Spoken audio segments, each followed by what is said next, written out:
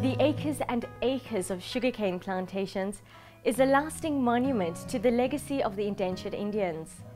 Not only did the future generations benefit from their toil, but we have also become custodians of their places of worship. So from Illovo in the south to Isnembe in the north, our team recently visited the Veerabhoga Vasantaraya Temple Society of Isnembe as well. Though small in numbers, the society still maintains the legacy left by their forefathers.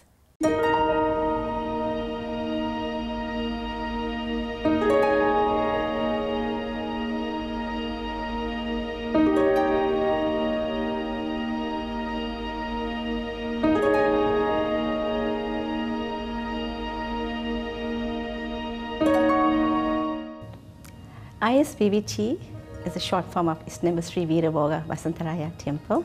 It's peculiar because one has to travel along a winding scenic drive, so much so like the hills of Tirupati, just in the South India, to reach our beautiful temple on a hilltop.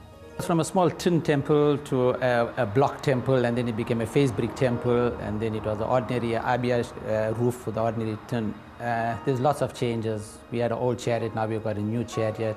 We've tiled the temple. We made it slightly more modern, but we kept to our basic culture that we needed to maintain. It was a little shrine that was built by indentured laborers. These laborers came, worked on the white man's farm. Then there was need for a temple, obviously, because there wasn't one in this area. There was no murtis at that time. There was just a lamp that they used to. Well, they needed direction. Obviously, we all need direction in our life. I'm sure that was what they looked forward to. So they had their lamp, they used to worship it. Around 1925, I would say, the employer passed on. So the elders then had to move their temple.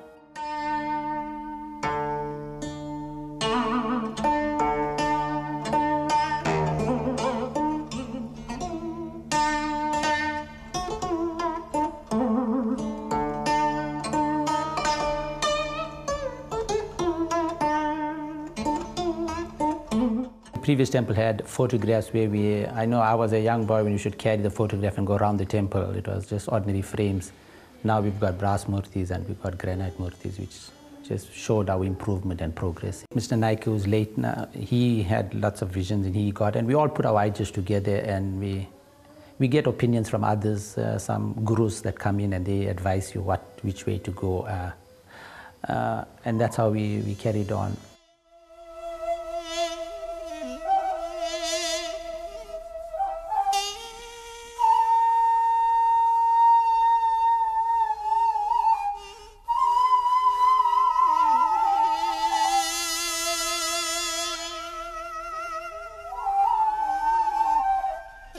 The civiling was just a dream of mine when I'm a property developer. So when I was doing some work, I just decided that normally we were at the Hindu Forum where they have a float.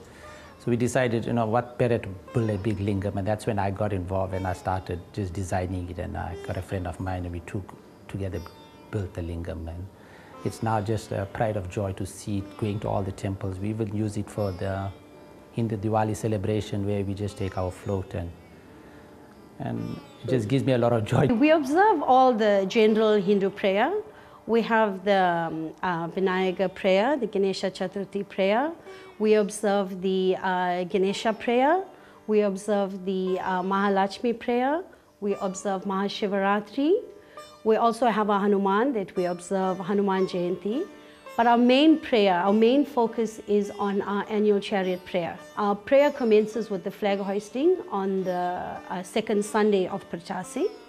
Daily prayers are observed during the course of the week. Our Saturday morning of the main prayer starts very early with devotees arriving at the temple to prepare for the day.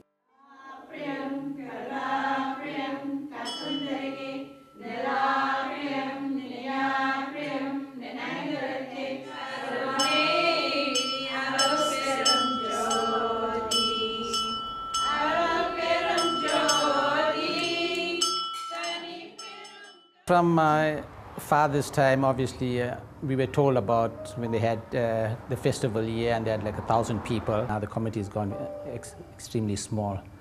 But we really appreciate that so many of them still travel from Tonga. There is a devotee that travels from Phoenix and still come here. But although we have a small committee members, but we have an enjoyable service, it is a little bit of sacrifice to live on the farm. But I think the rewards are greater than the sacrifice.